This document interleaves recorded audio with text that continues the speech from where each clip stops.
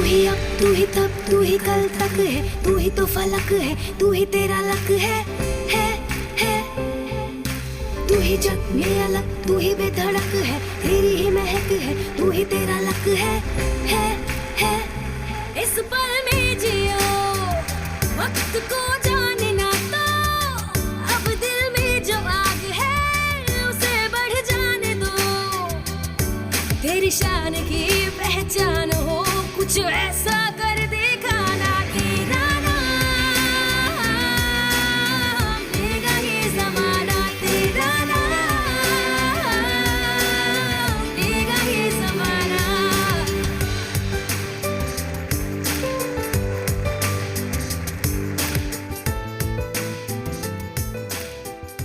नमस्कार।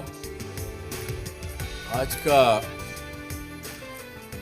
विषय हम जो डिस्कस करने जा रहे हैं, मेरे मन से ज़रूर आप लोगों के मन में भी बहुत बार वो प्रश्न उठा भी होगा और उसका जवाब भी आपने अपने आप को दिया होगा। चलिए आज इसके बारे में थोड़ा सा इंट्रोडक्शन देखते हैं कि हमने क्या सोचा है इस सब्जेक्ट के बारे में। ज़रा ऑडियो विजुअल देखिए। मैं कौन हूं? ये जीवन क्या है? क्या है मेरे जीवन का उद्देश्य? मेरी पहचान क्या है? मेरे जीवन का लक्ष्य क्या है? ऐसे सवालों का सामना अक्सर हम सब करते हैं। ये सवाल सुनने में भले ही आसान लगे, लेकिन असल में इनके जवाब आसान नहीं हैं। इन सवालों के जवाब जानने के लिए जरूरी है सबसे पहले अपने आप को जानना, अपनी अंतरात्मा की आवाज सुनना, क्योंकि ये एक सवाल नहीं, अपने आप में एक जवाब है। अपने आप को चुनौती देने की हर कोशिश अपने आप को जानने का एक प्रयास है। जी, क्या लगा आपको? आपके मन में क्या आता? आपसे ये प्रश्न पूछता हूँ, जब आपको ये प्रश्न पूछा जाए कि आप कौन हो, आप क्या जवाब देंगे? Sir, I think I am a learner. बचपन से मैं सीख रही हूँ कुछ, कभी खाना सीख रही हूँ, कभी चलना सीख रही हूँ, बोलना सीख रही हूँ, पढ़ना। अभी MBA में पढ़ रही हूँ, वो भी सीख रही हूँ, एंड आगे जाके जॉब में जो काम होगा वो सीखूंगी। तो for me I am a learner. You are a learner. Yes sir. You will not call your name yourself that you are, what is your name? Sir, my name is Shrutapa Dutta. Shutapa Dutta. Yes, sir. So, वो क्यों नहीं कहते कि मैं शुतपा दत्ता हूँ? नाम जो है वो केवल व्यावहारिकता को पूरा करने के लिए अपना नाम दिया गया, समाज ने नाम दिया, माता पिता ने नाम दिया, वो व्यावहारिकता के रूप में नाम है। अगर नाम ही एक सत्य होता तो किसी समय में आपको, जैसे उन्होंने लर्नर कहा, स्पोर्ट्स में आगे बढ़ते हो तो टेलीविज़न पे आता है athletes of so and so college one so and so thing, उस समय आप एथलीट हो। कभी आप जब अच्छे मार्क्स लेके आपका वजीफ़ा मिला तो यू आर डिस्टिंक्शन के में पास हुआ आदमी है। तो अलग अलग जगह वो बदलता नहीं, पर बदलता है वो। जब हम बात करते हैं कि मैं कौन हूँ, सबसे पहले आत्म विश्लेषण करना बहुत ज़रूरी है, अपने बारे में समझना बहुत ज़रूरी है। अपने बारे में समझने के लिए रास्ता स्पिरिचुअलिज्म भी हो सकता है, अपने बारे में समझने का आध्यात्म भी एक शिक्षा भी एक साधन हो सकती है। और जीवन में हम बात करते हैं कि मैं कौन हूँ, ये प्रश्न तो जीवन पर्यंत चलता रहेगा, लेकिन शुरुआत से लेकर हर बार चेंज भी होता रहता है, एटीट्यूड भी चेंज होता है, उस दौरान हम सीखते भी बहुत कुछ है। और सही प्रश्न कई बार मिलता है, कई बार नहीं मिलता है, लेकिन मुझे लगता है कि रेगुलर प्रोसेस चलती है और इसके लिए निरीक्षण करना बहुत ज़रूरी है अपने आप में, और रेगुलर वे में हमें करना पड़ता है ये सब कुछ। जी, हु एम आई? सर, जब भी मैं क्वेश्चन सोचता हूँ, जैसे अगर मैं अपनी बैक स्टोरी, मतलब बचपन से जैसे हम लोग सोचते हैं, बचपन में हमारे बड़े बड़े डिज़ायर्स होते हैं, काफ़ी बड़े बड़े desire, use to dream big. लेकिन जैसे जैसे हम बड़े होते हैं, हम सराउंडिंग को देख के अपने आप को कॉम्प्रोमाइज़ करने लगते हैं थोड़ा। ऐसी मेरी थिंकिंग है कि मतलब मेजॉरिटी लोग जो कर रहे हैं हम उसी you are kind of a collection of desires. Yes sir. Huh? Yes. That is what you are. Sir, yes. And later on what you said? Sir जैसे जैसे हम बड़े होते हैं हम सराउंडिंग की तरह अपने आप को ढालने लगते हैं, बट सर जितने भी एंटरप्रेन्योर्स और मोटिवेशनल स्पीकर्स के हम वीडियोस देखते हैं उसमें एक चीज़ बोली जाती है always, dream big dream big dream big and तो उसके बाद ड्रीमर बन जाते हैं आप। यस। गुड जी। मेरा नाम दीपेंद्र चंद्र झा है। ये नाम मुझे दिया गया है, बट एक्चुअली में who I am is not this body. I am not this body, I am the part and parcel of supreme personality of God. In a way I am आत्मा ऑफ अ परमात्मा। I am derived from that. बहुत अच्छी बात, बैठिए। अच्छा, सो अब एक बार राजा जनक को जब वो एकदम लड़ाई लड़ने के लिए गए, वहाँ पे बुरी तरह से हार गए, जख्मी हो गए, मरने की स्थिति में पहुँच गए, तभी उनकी आँख खुली। अपने गुरु को बुलाया कि महाराज भगवान, मैंने इतना सपना देखा, ऐसा सपने में मेरे साथ ऐसा हुआ, तो क्या वो सच था या अब जो मैं देख रहा हूं ये सत्य है? तो इसलिए ये एक सच्चाई ये है कि हम मनुष्य कभी भी एक 3 स्थितियों में जिंदा रहता है। एक स्थिति है जो अब हम हैं, अवेकन, वी आर अवेक। इस समय मैं डॉक्टर सुभाष चंद्रा आपको लेक्चर दे रहा हूँ, डीएससी शो कर रहा हूँ, आप मेरे को सुन रहे हैं, आप स्टूडेंट हैं, आपके जो हैं, आपको पता है आज के जीवन में जो आप कार्य कर रहे हैं, आप टीचर हैं, कोई कुछ है, कोई कुछ है, सब इस अवेकनिंग स्टेज में हम जो हैं वो हमको अभी पता है। ठीक, एक स्थिति। दूसरी जिंदा पे जो रहते हैं हम, ड्रीमर स्टेज, ड्रीम्स अवस्था।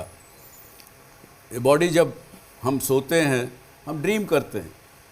एक अरबपति खरबपति व्यक्ति अपने आप को भिखारी के रूप में देखता, तो उस समय जब वो उस ड्रीम अवस्था में है, उस समय उसकी वही सच्चाई है, उस समय की सच्चाई वही है ड्रीमिंग अवस्था में। और तीसरी जो है डीप स्लीप, जिसके अंदर वो एक प्रकार से मरणासन में है, उसको उस समय कुछ सपना नहीं आ रहा, कुछ नहीं हो रहा, वो बॉडी सो रही है जैसे कि मुर्दा एक सोया हुआ हो। तो ये 3 स्टेट ऑफ ह्यूमन बीइंग माना गया किसी भी किताबों में, समझिए किसी भी चीज़ में, और ये आपके साथ होता है। जो प्रैक्टिकल बात है, मैं ये नहीं कहता कि कोई शास्त्रों की बात कर रहा हूँ या कोई किसी भगवान ने मुझे बता दिया इसलिए मैं ये बात कर रहा हूँ, या किसी गुरु ने बता दिया तो इसलिए कर रहा हूँ। ये आपके साथ, हमारे साथ, सबके साथ होता है कि नहीं? इन 3 स्थितियों के अलावा कोई चौथी स्थिति में हम रहते हैं क्या? सर, जो योगीज अटेंड कर लेते हैं, अटेन कर लेते हैं योगीज, जिनको ट्रांस, योगीज क्या अटेन कर लेते हैं? Trance type meditative state. नहीं, उसको क्या कहते हैं आप बताइए? वो हिंदी में सर तुरिया अवस्था, मतलब हाँ, तुरिया अवस्था। तुरिया अवस्था, वो उसको कहते हैं कि ये जो चित्त और मन, जो आज ये सच्चाई है, इसके परे की बात जब वहाँ आदमी पहुँच गया, उस अवस्था में पहुँच गया, तो उसको अलग एक चौथी अवस्था कहते हैं। लेकिन वो अवस्था में हमारी इंद्रियां काम करना बंद कर देती, वो इंद्रियों के परे की चीज़ है।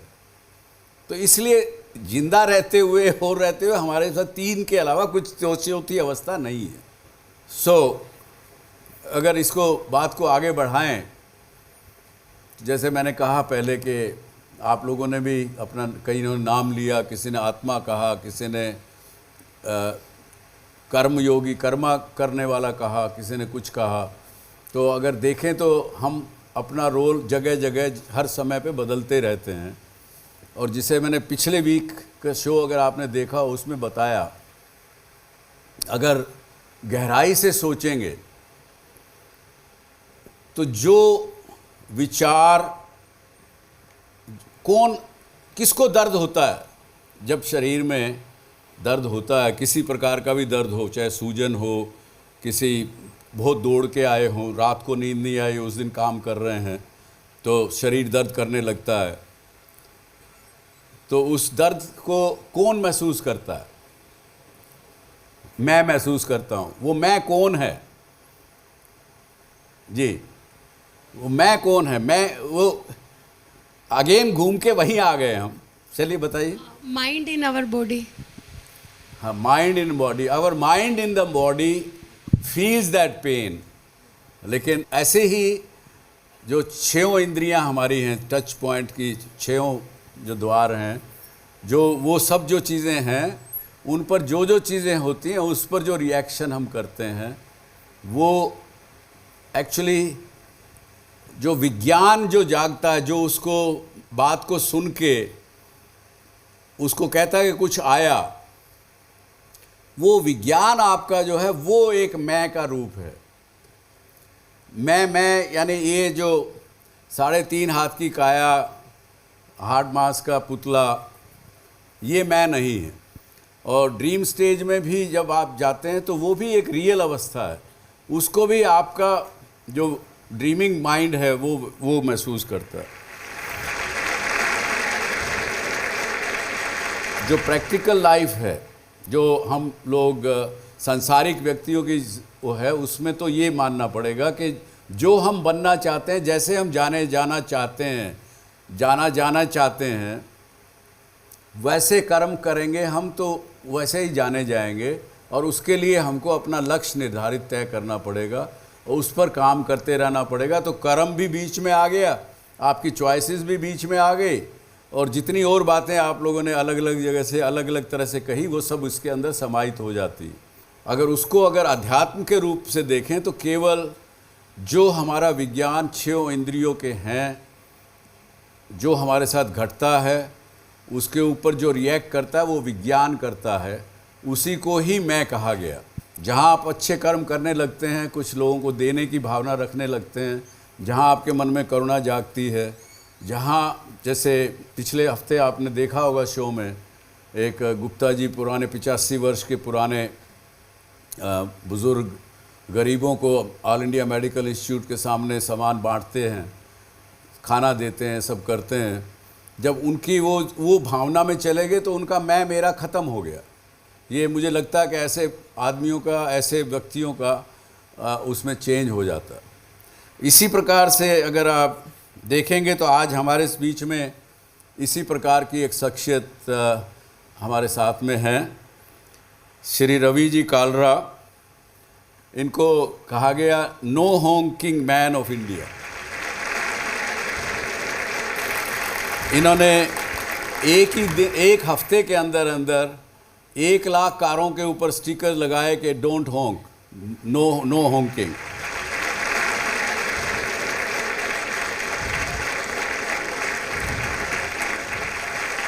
इससे पहले अभी ज़रा देखें एक ऑडियो विजुअल जो है, इन्होंने कैसे ये शुरू किया। मेहनत इतनी खामोशी से करो कि सफलता शोर मचा दे। रवि कालरा, वो शख्स जिन्हें लोग no honking man of India के नाम से भी जानते हैं।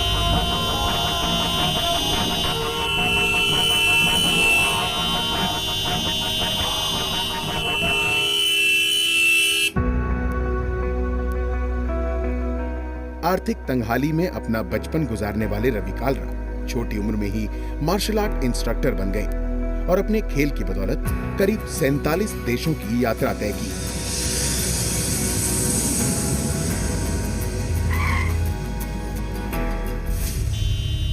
दूसरे देशों से तुलना करने पर रवि को महसूस हुआ कि कैसे ध्वनि प्रदूषण भारत के लिए एक बड़ी चुनौती बनता जा रहा है।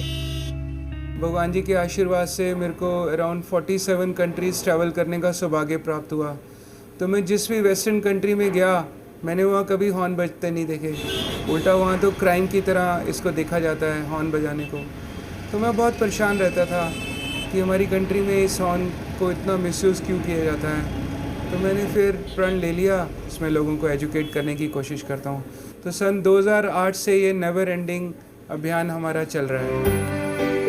रवि कालरा ने नॉइज पोल्यूशन को जड़ से मिटाने का बीड़ा उठाया और वो इसके खिलाफ अब एक मुहिम चला रहे हैं। इसलिए मैंने काफ़ी स्लोगन्स लिखे, गाड़ियों के पीछे बैक बम्पर्स पर स्टिकर्स लगाने शुरू किए, एक स्टिकर पर मैंने लिखा डू नॉट हॉन्क, और कई जगह लिखा do not honk if you love peace, कई जगह लिखा कि dear uncle can't you drive without honking, ताकि किसी तरीके लोग मान जाएं कि बिना वजह से हॉर्न नहीं बजाना है हमें। आप जानते हैं कि देश का विकास तब तक मुमकिन नहीं है जब तक देश के सामने चुनौती बनकर खड़ी मुश्किलों से लड़ा नहीं जाता। आप अपने मकसद को अपनी दिशा बनाकर आगे बढ़ते चले जा रहे हैं ताकि देश विकसित होने के साथ साथ खुशहाल और समृद्ध भी हो सके।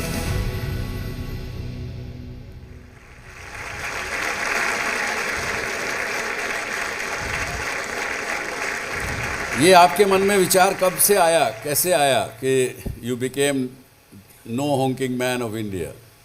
एक्चुअली सर, ये मुहिम मैंने सन 2008 में शुरू की और बिल्कुल निस्वार्थ भावना में, और मैं पास में काफ़ी कंट्रीज़ मैंने ट्रैवल किया। वैसे तो बहुत गरीब परिवार से थे, लेकिन लाइफ में बड़ी ईमानदारी और मेहनत से मैंने अपने सारे अचीव किया अपने टारगेट्स, और कोई अराउंड 47 कंट्रीज़ मैंने ट्रैवल किया।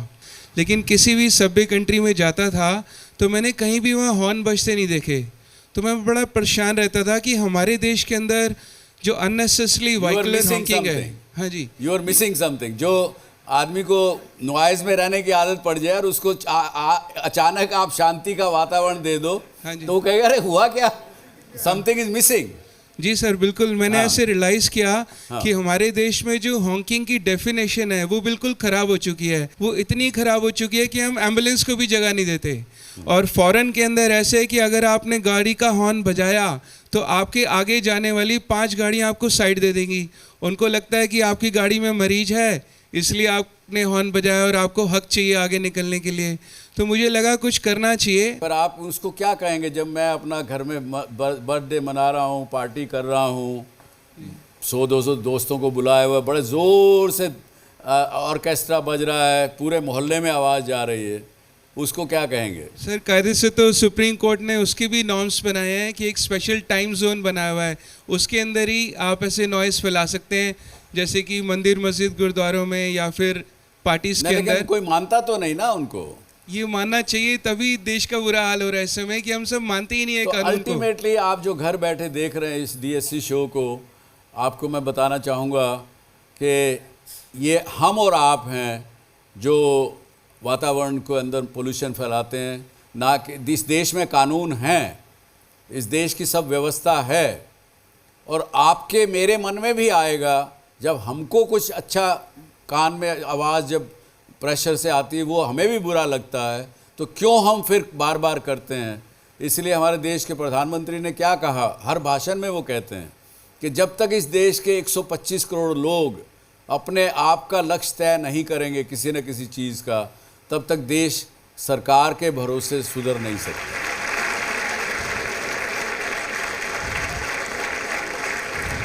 आप क्या कालरा जी से क्या सवाल पूछना चाहेंगे? सर, आपका ये काम सुन के बड़ा अच्छा लगा, हम जैसे युद्ध को प्रेरणा मिली, लेकिन आपको ये सब करने के लिए आपके पास फाइनेंस वगैरह कहाँ से आता है बेसिकली? वैसे तो आपने सबसे मुश्किल प्रश्न पूछ लिया, लेकिन हाँ, इस बात का आंसर ये है कि जो हमारे साथ हो रहा है कि अगर आप निष्काम भावना से ईश्वर को समर्पित अगर सेवा करेंगे तो नेचुरल फोर्सेस आपको स्ट्रेंथ करेंगी। वही स्ट्रेंथ हमारे साथ भी है।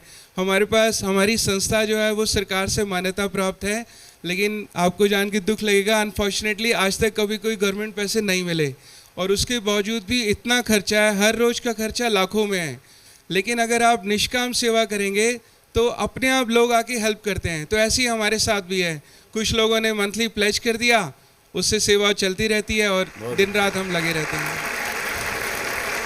काम करने की नीयत अच्छी हो तो धन की और रिसोर्सेज की कमी नहीं रहती।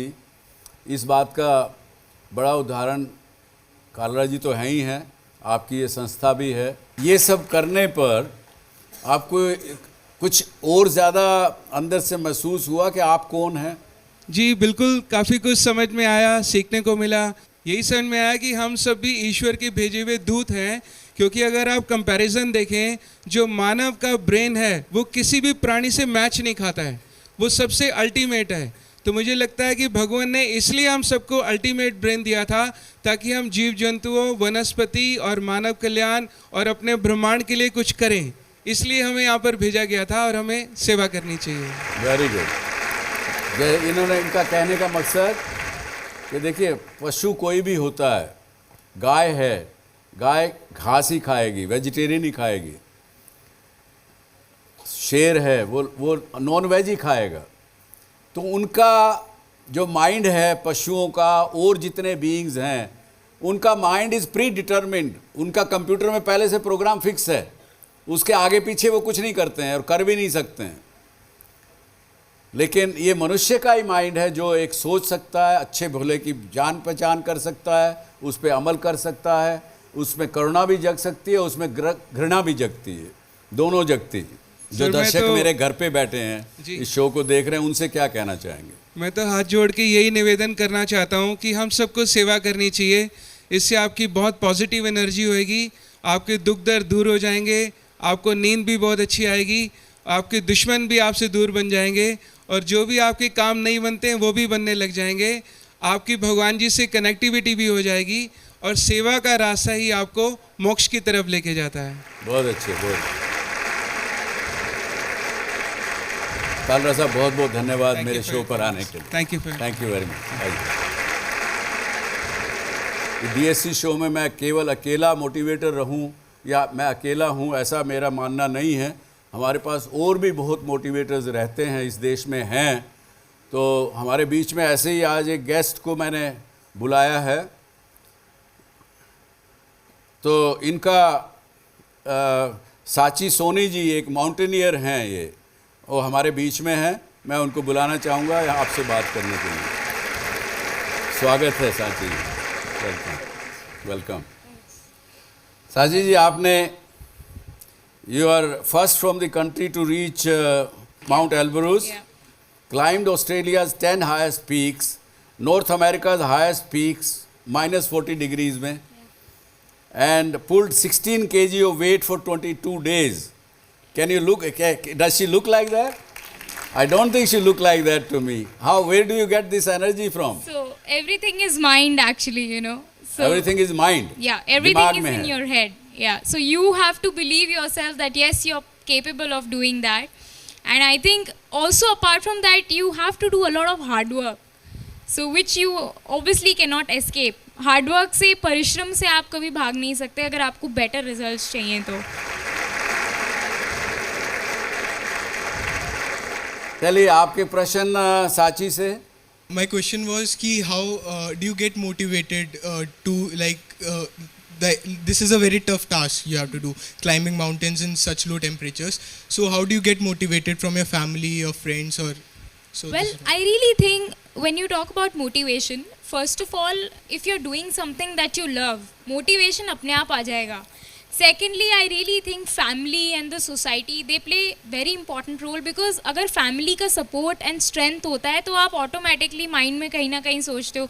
Because जब मैं पहाड़ चढ़ती हूँ तो ऐसा भी होता है, एक महीने तक मैं अपनी मम्मी से बात नहीं कर पाती हूँ, पापा से बात नहीं कर पाती हूँ, तो मम्मी ज़रूर चिंता में रहती है क्योंकि आजकल इतने एवलांच एंड अर्थक्वेक्स वगैरह आ रहे हैं. तब मेरी सिस्टर, छोटी बहन जो है, वो आके मम्मी को बोलती है कि mummy no news is good news, so just relax. And then जब मैं अचानक से जैसे ही नीचे आती हूँ, मम्मी को फ़ोन करती हूँ, then she is so happy that कैसा रहा, कैसा ये सब, यू नो. तो इट्स लाइक दिस.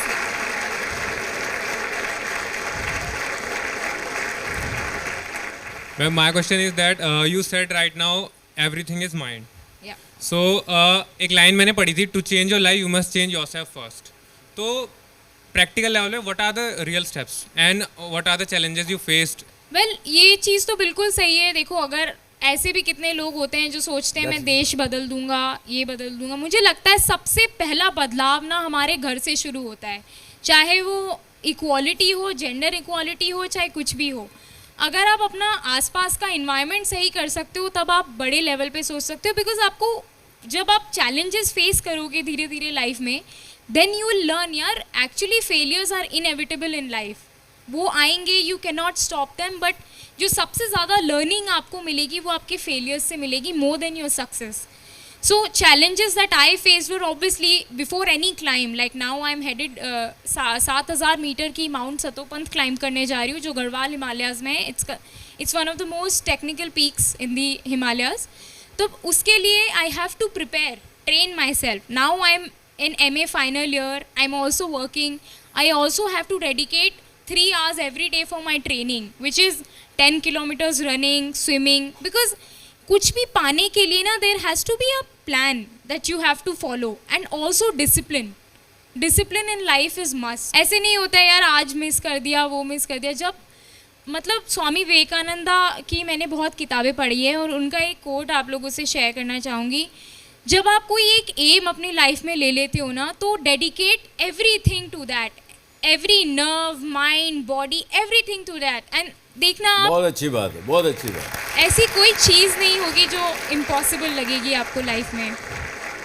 अपने परिवार के अलावा आप किससे सलाह लेती हैं अगर आपको कोई कहीं फंस जाएं, कोई अटक जाएं, कोई आपके टीचर और ये कोई हैं, या किससे सलाह लेती हैं आप अगर कहीं उलझ जाएं मन में, दिमाग में, किसी और बात में? कभी जो जितनी क्विकली आप माउंटेन पे पहुंचना चाहते हैं नहीं पहुंच पाए, कभी नेगेटिविटी भी मन में आ जाती है, तो कभी थक जाती हैं. वहाँ पे आपके पास ये लगता है मन में कभी कि यार काश ये मैं माउंटेन पे अब पहुँच गई होती, इतना थक गई हूँ, अब तो कुछ आराम करने को मन कर रहा है. कुछ ऐसी स्थिति होती तो फिर क्या सोचती है? वेल फ़िलहाल तो मतलब ये ज़रूर होता है बिकॉज दिस इज़ नॉर्मल. आप किसी भी स्पोर्ट्स में हो आप थकोगे, लेकिन वो जो एक एक्साइटमेंट और एक जो इच्छा शक्ति होती है ना कि मुझे जाके ऊपर अपने तिरंगे को लहराना है, वो एक इतनी स्ट्रॉन्ग इच्छा शक्ति होती है. तो ये सब जो डिफ़िकल्टीज़ आप फेस करते हो वो इतनी कुछ बड़ी लगती नहीं है. एंड एक्चुअली पता है मैं एक ऐसी तरीके की कैरेक्टर बन चुकी हूँ कि मुझे ना बिना डिफ़िकल्टीज़ के कुछ अब इंजॉय नहीं आता है. अरे वाह, तो आई बहुत रियली अच्छी लाइक बात. Difficulties. Difficulty has become a way of life for you. Absolutely. चलिए एक और प्रश्न आपका. Excuse me, ma'am. Ma'am, when did you start your this career and how? So I was 7 when I started mountaineering with my father, and then when I was 19 I got the opportunity to climb Mount Everest in 2013, and then later on I kept on getting the opportunities, and also I had this thing in mind. एक और चीज़, पहाड़ बुलाते हैं. मुझे लगता है nature के सामने आप इतने छोटे होते हो हमेशा, तो हमेशा नतमस्तक होके रिस्पेक्ट के साथ जो लोकल्स हैं, जो भी आपके साथ सपोर्ट टीम में हैं, सबको एक दूसरे को मोटिवेट करते हुए हम ऊपर पहुंचते हैं.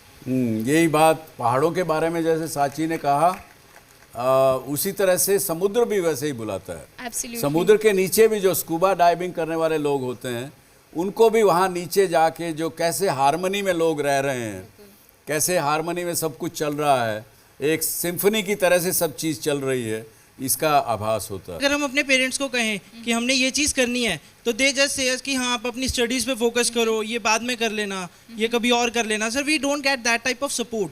तो उस चीज़ के लिए हम कैसे मैनेज कर पाएँ? सी आई रियली थिंक सबसे पहले तो जब आप मल्टीपल चीज़ों में होते हो ना, like one of my friend shared this fact that you actually develop new brain cells, which is very good for you. And secondly, regarding like about the studies, I think I was the best student consecutive 3 years. I was good at studies and also in my co-curricular activities. लेकिन ये भी ना without support of my teachers wouldn't have been possible. So I think teachers and friends and everyone have played important role. And parents, देखो आजकल मुझे लगता है चीज़ें बदल रही है. There is positivity. Parents ने सीखा है कि physical fitness अपनी life में बहुत ज़रूरी है. तो because पहला सुख निरोगी काया, अगर आप फिट हो तो आप खुश रहोगे, मेंटली हेल्दी रहोगे, and then you will be able to focus on your work also. So I think आप अपने धीरे धीरे गोल सेट कर सकते हो, और ज़रूरी नहीं है कि आप एकदम से अपना पैशन फाइंड आउट कर लोगे. देयर विल बी टाइम्स यार एक बार ही कुछ सेटबैक आएगा, एक बार ही कोई फेलियर आएगा, लेकिन अल्टीमेटली ना वो जो इनर कॉल होती है ना, जो आपको एक्साइट करती है, उसको सुनो. वो आपको आपके मेन मकसद तक लेके जाएगी. दूसरी एक बात और मैं साची की ऐड करना चाहूँगा. साची ने जो कहा वो बड़ा वैलिड बात है. जब आप देखिए आज ह्यूमन ब्रेन हम जो जितना इस्तेमाल करते हैं, शायद जितनी कैपेसिटी हमारे ब्रेन की है उसका 10% भी हम इस्तेमाल नहीं करते हैं. ये करेंगे, अपना माइंड को विकसित करेंगे, उसका यूज़ करना ज़्यादा इस्तेमाल. जैसे उन्होंने कहा कि मेरा दिमाग अपने आप उसके अंदर ब्रेन सेल और खुलते चले गए। तो ये होगा आपके साथ। जी, what is your message to my viewers sitting at home? Well, for viewers, I think there is nothing which can stop you. You just have to follow your inner call and just give your 100%. जो भी करो अपना पूरा दिल के साथ, अपने तन मन धन लगा के करो।